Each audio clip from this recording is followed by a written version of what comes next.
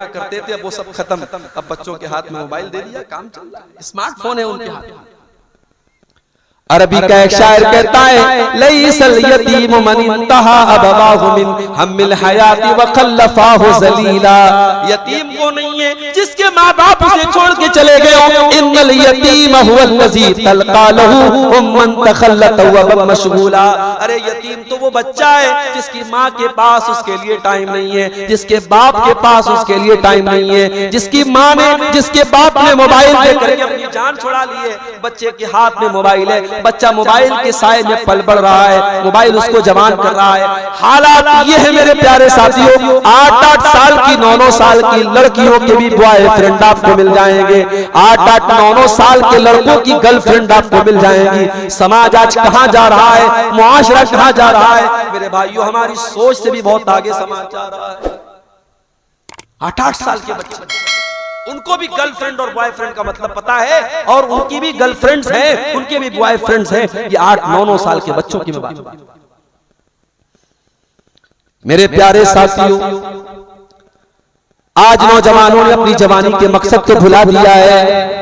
नजरों का ज़िना आम है, कानों का ज़िना आम है, हाथों का ज़िना आम है, और जब इन तमाम चीजों पर हम कंट्रोल नहीं करेंगे तो फिर हकीकत में ज़िना हो रहा है, और हो रहा है, हम समाज में इसको देख सकते हैं। मेरे प्यारे साथियों, इस मोबाइल का इस्तेमाल बहुत सोच समझ करके करो, कहीं ऐसा ना हो ये मोबाइल आपकी नेकियों को बर्बाद कर डाले, ये मोबाइल आपकी नेकियों को खत्म कर डाले। अल्लाह के प्यारे नबी फरमाते हैं, इब्ने माजा की सही रिवायत है, लआलमन्ना क़वाम मिन उम्मती यातूना यौमल क़ियामती बिहसनातिल अमसालि जिबालि तिहामत अबीज़न। मैं अपनी उम्मत के ऐसे लोगों को जानता हूँ, मेरी उम्मत के अंदर ऐसे लोग भी क़यामत के दिन आएंगे जो पहाड़ों के बराबर नेकियां लेकर के आएंगे, मगर अल्लाह ताला उनकी नेकियों को बर्बाद कर देगा, उनकी नेकियों को भस्म कर देगा, उनकी नेकियों को खत्म कर देगा। सहाबा ने पूछा, सिफ़हुम लना वजल्लिहुम लना या रसूल अल्लाह, अल्लाह के नबी वो कौन से बदनसीब लोग होंगे जो पहाड़ों के बराबर नेकियां लेकर के आएंगे मगर उनकी नेकियों को अल्लाह ताला बर्बाद कर देगा।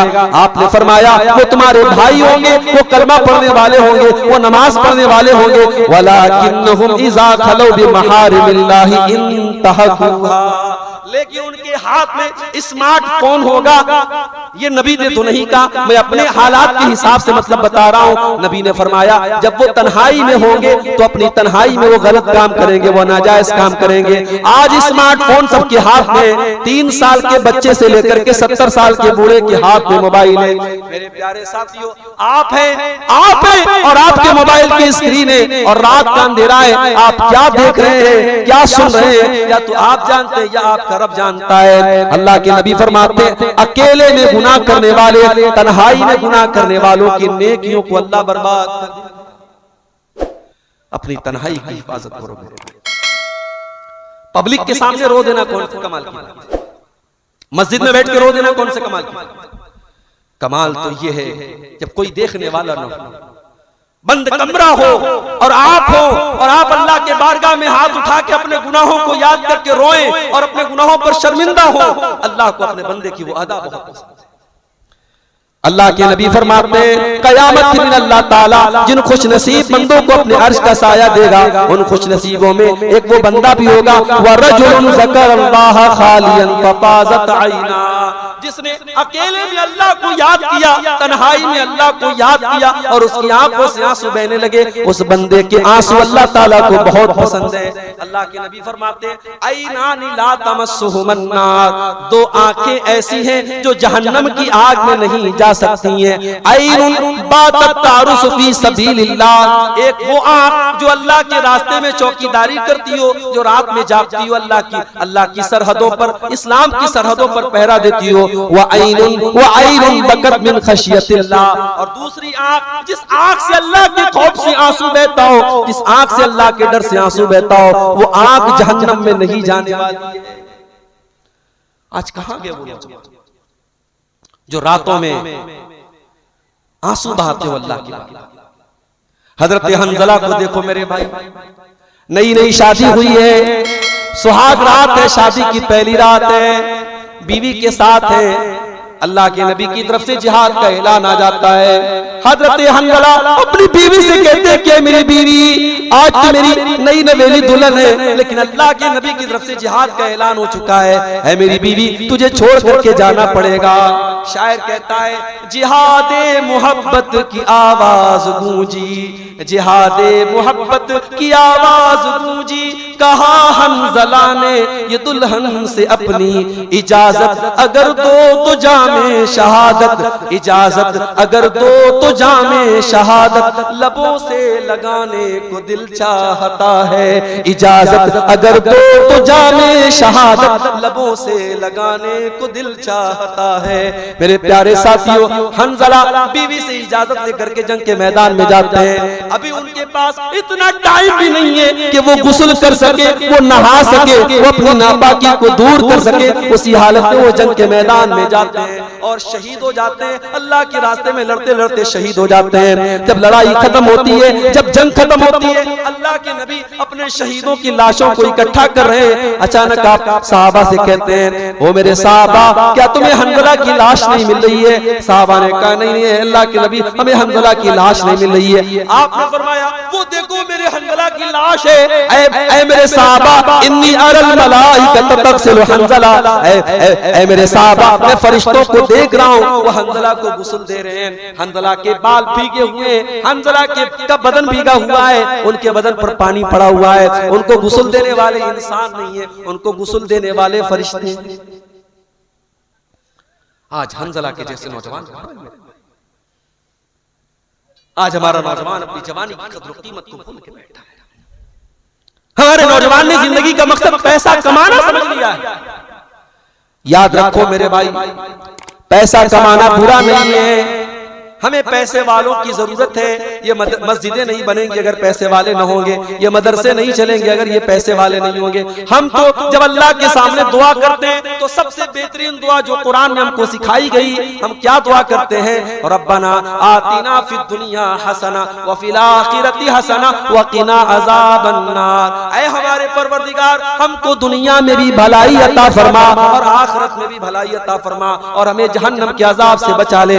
हम जब भी दुआ करते तो अल्लाह से दुनिया की भलाई भी मांगते हैं। मेरे प्यारे साथियों, पैसा कमाना बुरा नहीं, दुनिया कमाना बुरा नहीं, मगर दुनिया को अपनी जिंदगी का मकसद समझ लेना ये बुरा है। दुनिया को सब कुछ समझ लेना ये बुरा है। दुनिया की क्या औकात है मेरे प्यारे साथियों। अल्लाह फरमाता है, वमल हयातुद दुनिया इल्ला मताउल गुरूर। मेरे बंदो, ये दुनिया तो धोखे का सामान है। करोड़पतियों को देखो, अरबपतियों को देखो, न जाने कौन कौन सा तरीका आज अपना करके उन्होंने पैसा कमाया, करोड़पति बन गए, अरबपति बन गए। मगर मौत का टाइम आया, मुंबई के सबसे बड़े हॉस्पिटल में लेके जाया गया। करोड़पति इंसान है, अरबपति इंसान है, पैसा पानी की तरह बहाया जा रहा है। डॉक्टर सुई पर सुई लगा रहे हैं, डॉक्टरों ने आईसीयू के अंदर डाला हुआ है, लेकिन मौत का टाइम आ चुका है, मौत का फरिश्ता पहुंच चुका है। अब इंसान की रूह निकलने वाली है। डॉक्टर अपनी कोशिशों में लगे हुए हैं, पैसा पानी की तरह बहाया जा रहा है, मगर जैसे ही रूह बदन से निकल गई, डॉक्टर बाहर आता है, अपनी टोपी उतार देता है और कहता है, भाई साहब अब हम कुछ नहीं कर सकते, अब ये अल्लाह को प्यारे हो चुके हैं, ये भगवान के पास जा चुके हैं, ये ऊपर वाले के पास जा चुके हैं, आप इनको लेके जा सकते हैं। ओ लोगों, ये दुनिया किस काम की है जो आपको मौत से न बचा पाई? अगर इस दुनिया के अंदर वफा होती, अगर ये दुनिया वफादार होती, अगर इस दुनिया में दौलत की कोई कीमत होती, उस इंसान को मौत से बचा करके ये दौलत दिखा देती। मगर दौलत आपको मौत से नहीं बचा सकती। दुनिया की बड़ी से बड़ी दौलत आपको मौत से नहीं बचा सकती। मौत का टाइम आया, इंसान को मरना, और जैसे ही मर गए, सारी जमीन जायदाद दूसरों को। हमारे हाथ में क्या आया? खाली हाथ आए थे, खाली हाथ जाएंगे। बड़े बड़े मकान बनाए, बड़ी बड़ी बिल्डिंगें बनाई, कटिहार में, पूर्णिया में बड़े बड़े फ्लैट हमने बना लिए, बंबई में मकान खरीद लिया, दिल्ली में बंगला बना लिया, गए तो 2 गज जमीन के नीचे। सब ठाट पड़ा रह जाएगा जब लाद चलेगा बंजारा। बल तुसिरूनल हयात दुनिया वल आखिरतु खैरुन व अबका। मेरे बंदो, तुमने दुनिया की जिंदगी को सब कुछ समझ लिया है, जबकि काम आने वाली जिंदगी तो आखिरत की जिंदगी है। मेरे प्यारे नौजवान साथियों, मैं ये नहीं कहता कि दुनिया न कमाओ, दुनिया को सब कुछ न समझा करो। हमारे नबी को देखो, हमारे नबी अगर चाहते तो बहुत दौलत इकट्ठा कर सकते थे, मगर आपने अपने घर में कोई फर्नीचर न बनाया, आपने अपने घर में कोई गद्दा न बिछाया, आपने अपने घर में कोई मसेरी न लगाई। एक मर्तबा हजरत उमर फारूक आपसे मिलने के लिए आए। हजरत उमर फारूक अपने नबी से मिलने के लिए आए। अल्लाह के नबी के कमरे में दाखिल हुए, देखा एक मामूली सा चटाई बिछा हुआ है, एक मामूली सा चटाई बिछा हुआ है, एक मामूली सा तकिया है, किनारे थोड़ी सी जौ रखी हुई है, एक लकड़ी का प्याला है, एक पानी का मशकेजा है। ये नबी का कमरा है, ये नबी की कुल कायनात है, ये नबी के कमरे का टोटल एसेट और सरमाया है। उमर फारूक की आंखों में आंसू आ जाते हैं। उमर फारूक रोने लगते हैं और कहते हैं कि अल्लाह के नबी, कैसर और किसरा जो दुनिया के बादशाह हैं, वो तो अपने महलों में ऐशो आराम से रहते हैं। अल्लाह के नबी, आप तो हमारे नबी हैं, आप तो अल्लाह के आखिरी नबी हैं, आप ऐसी परेशानी की जिंदगी क्यों गुजारते हैं? आप इतनी सादा जिंदगी, इतनी सिंपल जिंदगी क्यों गुजारते हैं? अल्लाह के नबी ने फरमाया, ऐ उमर, अमा तरज़ा अन तकून लहुमुद दुनिया व तकून लना अल आखिरा। ऐ उमर, क्या तुम ये नहीं चाहते कि कैसर और किसरा को दुनिया की दौलत मिल जाए और तुम्हारे नबी को अल्लाह ताला आखिरत की नेमतों से नवाज दे? क्या तुम ये नहीं चाहते? नबी की नजर में आखिरत पहले थी, सहाबा की नजर में आखिरत पहले थी, हमारी नजर में दुनिया पहले होगी। दुनिया के लिए लड़ रहे हैं, दुनिया के लिए मर रहे हैं, दुनिया के लिए कट रहे हैं, सो के उठते हैं तो दुनिया, रात को बिस्तर पे सोने जाते तो दुनिया। और अगर आपको लगता है कि मेरी बात गलत है तो जाओ मस्जिदों में जाके देखो, हय्या अल सलाह की आवाज आ रही है, आपकी दुकानें खुली हुई हैं, आपका मार्केट खुला हुआ है, आपका बाजार खुला हुआ है, आपकी तिजारत चल रही है, इसका मतलब हय्या अल सलाह की आवाज से आपको कोई मतलब नहीं है। मेरे प्यारे साथियों, अपने कारोबार से कह दो, अपनी दौलत से कह दो, मेरी नमाज का टाइम है, आपका करोड़ों का फायदा हो रहा हो, मगर एक टाइम की नमाज छोड़ करके अगर करोड़ों का फायदा मिल रहा है तो वो घाटे का सौदा है, वो फायदे का सौदा नहीं। जानते हो कुरान करीम में अल्लाह ताला ने मर्द किसको कहा? कुरान की नजर में मर्द कौन है? हमसे और आपसे अगर कोई पूछे भी मर्द कौन है, तो हमारे पास मर्द की अपनी अपनी डेफिनेशन कि मर्द ऐसा है, मर्द वैसा है। कुरान की नजर में मर्द कैसा है? अल्लाह की नजर में मर्द कौन है? कुरान का 18वां पारा उठा, अल्लाह फरमाता है, रिजालुन ला तुल्हीहिम तिजारतुन वला बैउन अन ज़िक्रिल्लाहि व इक़ामिस सलाह। हकीकत में मर्द कहलाने के लायक वो लोग हैं जिनका कारोबार, जिनका बिजनेस उनको नमाज से नहीं रोकता है। वो नमाज के, वो बिजनेस के चक्कर में, कारोबार के चक्कर में नमाज कभी नहीं छोड़ते। आज हम नमाज छोड़ देते, बड़ी आसान सी बात है।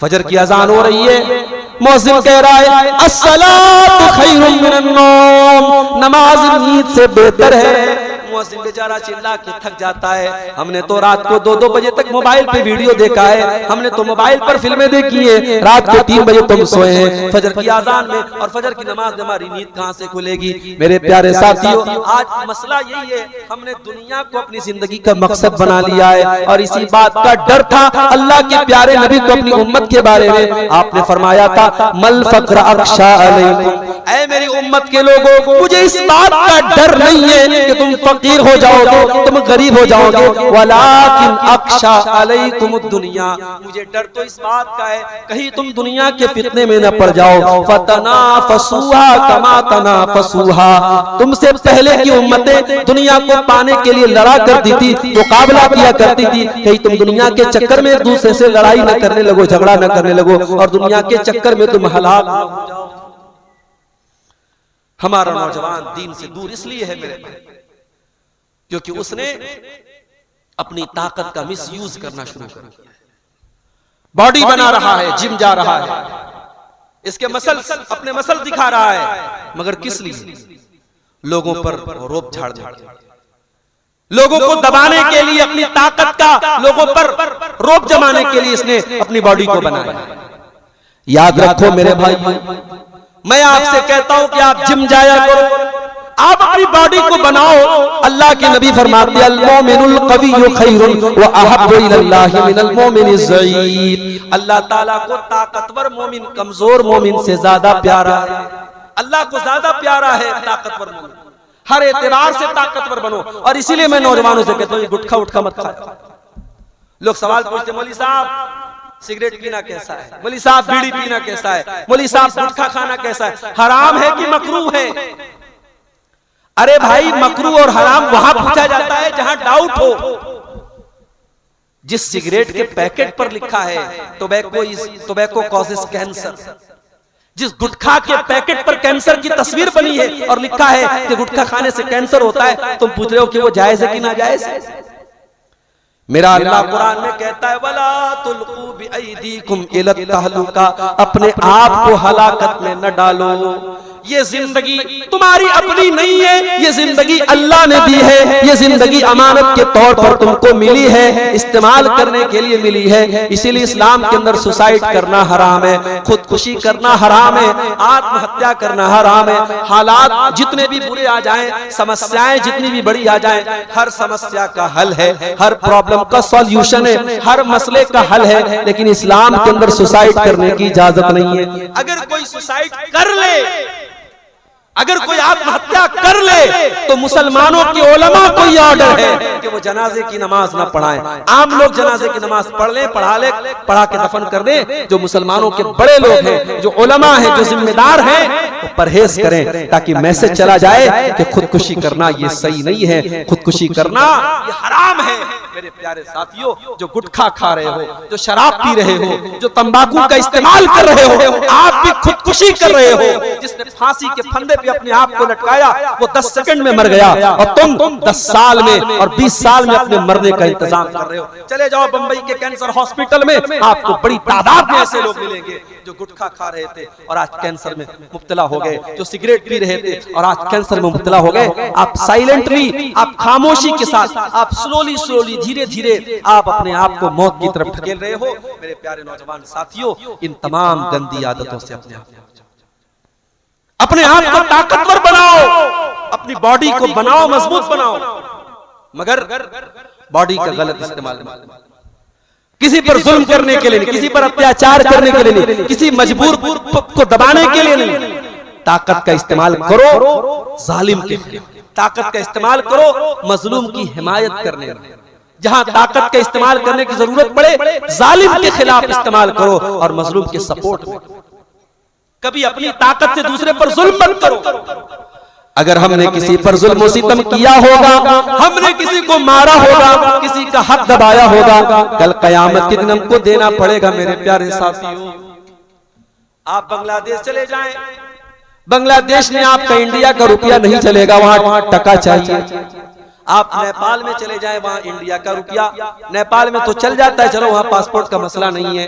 सऊदी अरब में आप चले जाएं, आपको इंडियन करेंसी वहां पे सऊदी के रियाल में चेंज करनी पड़ेगी। आप तुर्की चले जाएं, वहां इंडिया का रुपया आपको तुर्की के लीरा से चेंज करना पड़ेगा। आप कुवैत में और दुबई में चले जाएं, वहां आपको दिरहम और दिनार से चेंज करना पड़ेगा। हर मुल्क की अपनी एक करेंसी है। मेरे प्यारे साथियों, कल कयामत के जब हम अल्लाह की बारगाह में जाएंगे, अल्लाह की बारगाह में वो लोग जिनका हक हमने मारा था दुनिया में, जिनको सताया था दुनिया में, जिनको थप्पड़ मारा था, जिनको गाली दी थी, जिनकी जमीन को कब्जा किया था, जिनका माल हमने लूट लिया था, कल अल्लाह की बारगाह में वो आएंगे, कहेंगे अल्लाह इसने मुझे थप्पड़ मारा था, आय अल्लाह इसने मुझको गाली दी थी, आय अल्लाह इसने मेरी जमीन को हड़पा था, आय अल्लाह इसने मेरा माल लिया था। तो उस वक्त क्या होगा मेरे प्यारे साथियों? वहां तो करेंसी चेंज हो चुकी होगी। अब वहां अल्लाह ताला हमारी नेकियां उन हकदारों को दे देगा।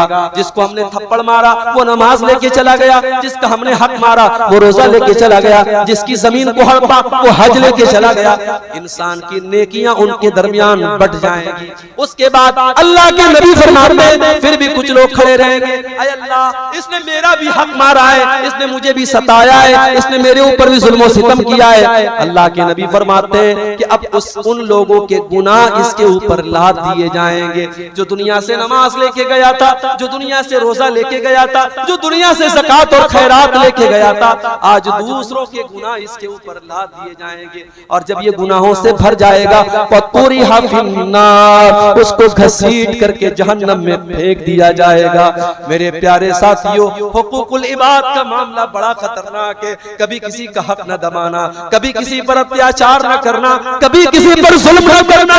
मजलूम की बददुआ डायरेक्ट अल्लाह ताला के पास पहुंचती है। अल्लाह के नबी फरमाते हैं इत्तकू दावतल मजलूम, मजलूम की बददुआ से बचा करो, फइन्ना लैसा बैनहु व बैनल्लाहि हिजाब। मजलूम की बददुआ अल्लाह ताला के पास डायरेक्ट पहुंचती है। मजलूम की और अल्लाह के दरमियान, उसकी बददुआ के दरमियान कोई पर्दा नहीं है, कोई रुकावट नहीं है। मजलूम की बददुआ डायरेक्ट अल्लाह के पास पहुंचती है।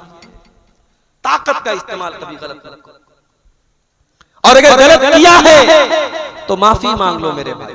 जिसकी जमीन हड़पी है दे दो, जिसका माल लूटा है दे दो, दुनिया में दे दो वरना आखिरत में देना। अल्लाह के प्यारे नबी फरमाते लतुअद्दुन्नल हुकूक इला अहलिहा, तुम दुनिया में लोगों का हक दे दो वरना कयामत के दिन देना पड़ेगा। हत्ता युकाद लिशातिल जलहाई मिनशातिल करना, यहाँ तक के अगर सींग वाली बकरी ने बगैर सींग वाली बकरी को मारा है तो कयामत के दिन उस बगैर सींग वाली बकरी से भी क़िसास लिया जाएगा, उससे भी बदला लिया जाएगा, उससे भी हिसाब लिया जाएगा। ताकत का गलत इस्तेमाल। शराब पीते हो छोड़ो, नशा करते हो छोड़ो। ये शराब सिर्फ गुनाह नहीं है मेरे भाई, ये शराब आपको अल्लाह से दूर कर देती है। ये शराब अल्लाह से दूर कर देती है। अल्लाह के नबी फरमाते हैं मन शरीबल खमरा, जो शराब पीता है ला यक़बलुल्लाहु सलातहु 40 सबाह, उसकी 40 दिन तक की नमाज अल्लाह ताला कबूल नहीं करता है। फ़इन ताबा ताबल्लाहु अलैहि, अगर वो तौबा कर लेता है तो अल्लाह उसकी तौबा कबूल कर लेता है, वरना 40 दिन तक उसकी नमाज कबूल नहीं होती। 5-10 मिनट के मजे के लिए एक शराबी अल्लाह से दूर हो जाता है मेरे भाई, और 40 दिन तक की नमाज उसकी खतरे में पड़ जाती है। ऐसा गुनाह क्यों करना मेरे भाई।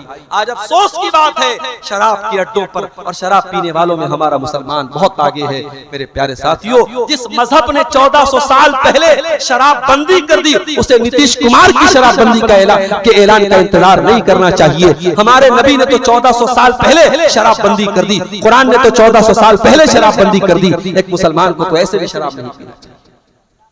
और आगे मेरी प्यारी माओ बहनों, आपसे भी 2-4 बातें अर्ज कर देता हूं। आज हमारी उम्मत के दीन से दूर होने में आपका भी बहुत बड़ा रोल है, औरतों का भी बहुत बड़ा रोल है।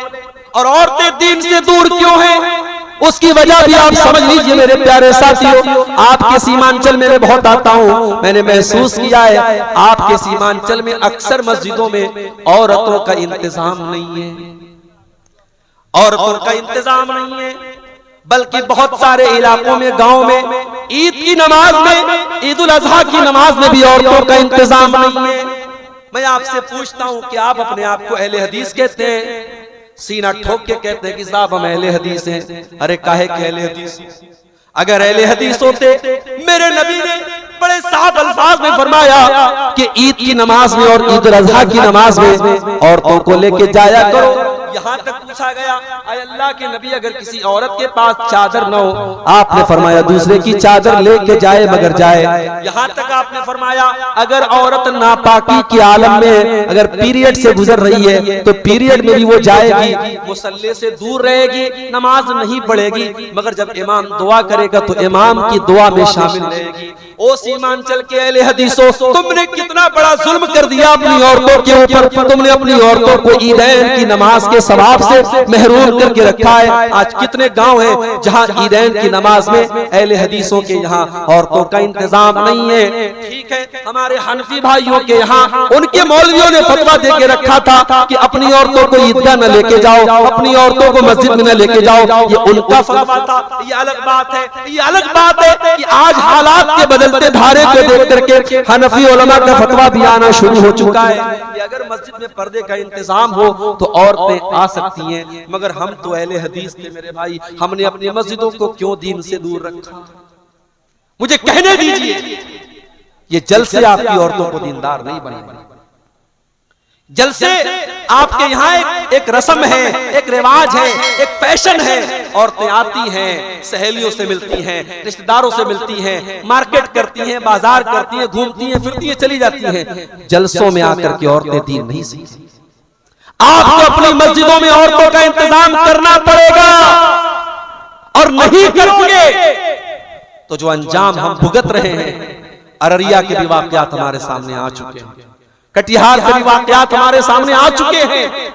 मुसलमान लड़कियां आज बड़ी तादाद में गैर मुस्लिमों के साथ फरार हो रही हैं, भाग रही हैं, मुर्तद हो रही हैं। ये हालात क्यों है? क्योंकि हमारी और आपके घर की बहू बेटियों ने दीन को सीखा ही नहीं, दीन को जाना। अपनी मस्जिदों में जुमा की नमाज में औरतों का इंतजाम कराओ। अभी पाकुड़ के अंदर पाकुड़ कह रहा हूं मैं, ये भागलपुर के आगे एक जगह पड़ती गोड्डा, गोड्डा में लालमटिया एक इलाका है। वहां पिछले साल एक मस्जिद में मैंने जुमा की नमाज पढ़ाई, और मैंने जुमा की नमाज में, वहां सब पैसे वाले लोग हैं, वहां कोयले की कान वगैरह है। मैंने बड़ी सख्ती से कहा, अल्लाह ने आपको बहुत नवाजा है, इतनी अच्छी मस्जिद आपने बनाई है, इसमें औरतों का इंतजाम क्यों नहीं करते आप? मैं तकरीर करके आया, और अभी ये जो परसों का जुमा गुजरा है, ये जुमा जब मैं वहां गया मेरे भाइयों, अल्लाह का शुक्र है, मैं देख के बाग हो गया। उन लोगों ने बाकायदा, उन लोगों ने कहा शेख आप जुमा पढ़ा के गए, उसके अगले हफ्ते हम लोगों ने मीटिंग की, और हम लोगों ने हिम्मत करके कई लाख रुपया खर्च करके औरतों का अलग उसमें हिस्सा बनवाया, उनका अलग गेट बनवाया, उनका अलग वजू खाना बनवाया, उनका पूरा औरतों का इंतजाम कर दिया। आज अल्हम्दुलिल्लाह वहां जुमा की नमाज में औरतें आती हैं, और पूरी मस्जिद औरतों से भर जाती है।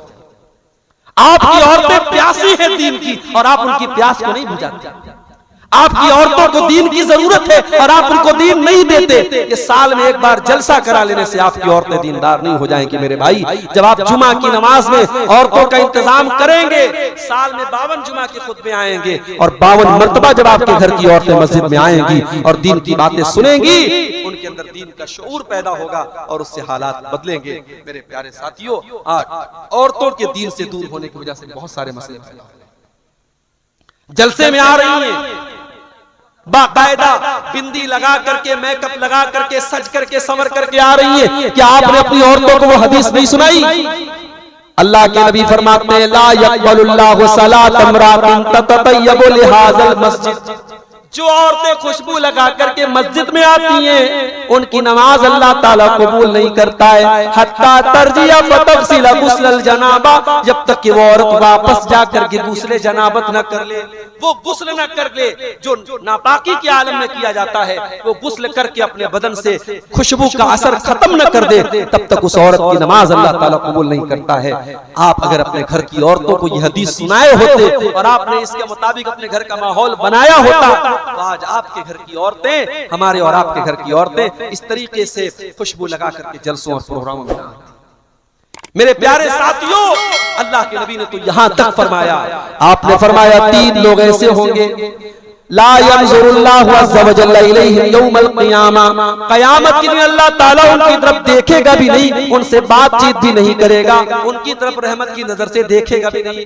कौन से 3 लोग होंगे? आपने फरमाया अल आक़ु लिवालिदैहि, अपने माँ बाप को सताने वाला, अपने माँ बाप को दुख देने वाला, वल मरातुल मुतरज्जिला, और मर्दों की नकल करने वाली, मर्दों के जैसा कपड़ा पहनने वाली, मर्दों के जैसा बाल रखने वाली औरत। और नंबर 3 अद्दयूस अल्लज़ी युक़िर्रु फ़ी अहलिहिल खुबुस, वो बेगैरत आदमी, वो बेहया आदमी, जिसके घर की बहू बेटी बेगैरती का काम करती हो और उसको कोई फर्क न पड़ता हो, उस बेगैरत की तरफ भी अल्लाह ताला क़यामत के दिन नहीं देखेगा। आज बाप बेगैरत बन गया, शौहर बेगैरत बन गया, शौहर अपनी बीवी को बेपर्दा घुमा रहा है, कटिहार और पूर्णिया के मार्केटों में और शॉपिंग मॉल में घुमा रहा है। शौहर बेगैरत हो चुका है, बाप बेगैरत हो चुका है, और बेगैरत की तरफ क़यामत में अल्लाह ताला देखेगा भी नहीं। और औरतों की बात जब आई है तो वो हदीस भी आपको सुना, बेपर्दा औरतें और ऐसा कपड़ा पहनने वाली औरतें जिस कपड़े से उनका शरीर दिखता हो, उनका बदन झलकता हो, ऐसी औरतों का अंजाम क्या होगा? अल्लाह के प्यारे नबी ने फरमाया वनिसाउन कासियातुन आरियातुन मुमीलातुन माइलातुन, ऐसी औरतें जहन्नम में जाएंगी जो कपड़ा पहनने के बावजूद नंगी होंगी।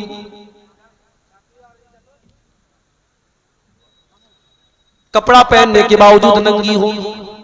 अब अल्लाह के रसूल के अल्फाज पर कुर्बान जाओ कि नबी ने बड़े मुख्तसर अल्फाज में नक्शा खींच दिया कि कपड़ा तो पहने होंगी मगर कपड़ा ऐसा होगा, उनका शरीर झलकेगा, कपड़ा इतना टाइट होगा कि उनके बदन के आज़ा जाहिर हो रहे होंगे। और आज अफसोस की बात है, ऐसी साड़ियां और ऐसे कपड़े और ऐसी शलवार समीज और ऐसे फ्रॉक और ऐसे गाउन आज मुसलमान लड़कियां पहन रही हैं जो बिल्कुल नेट के और ट्रांसपेरेंट हैं और मुसलमान के घरानों में पहने जा रहे हैं। और आज हालात ये है मेरे भाइयों, नबी ने फरमाया कि ऐसी बेहया औरतें रुऊसुहुन्ना कअस्निमतिल बुख्तिल माइला, उनका हेयर स्टाइल, उनके बालों का स्टाइल कैसा होगा?